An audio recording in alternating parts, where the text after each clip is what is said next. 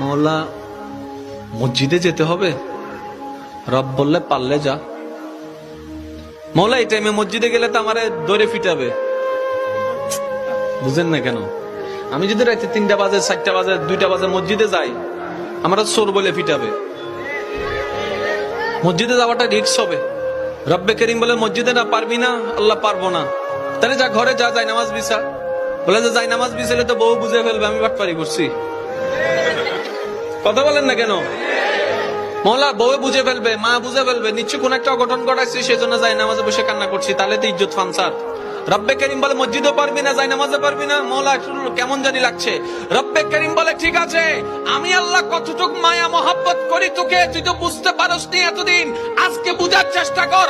মসজিদে যাওয়া লাগবে না, যাই নামাজ বিছানো লাগবে না, ওযু করা লাগবে না, তোর যদি এতই প্রবলেম হয় জবানটাও খোলা লাগবে না, মন থেকে তুই একবার আমাকে ডাক দে, একবার ডাক দে, একবার বল রহমান মাফ করে দাও, রহিম মাফ করে দাও। তোর মনের অবস্থা আমি রব্বে করিম শুনে, ইন্নাল্লাহ ইয়াগফিরুয যুনুবা জামিয়া, তোর সারা জীবনের গুনাহকে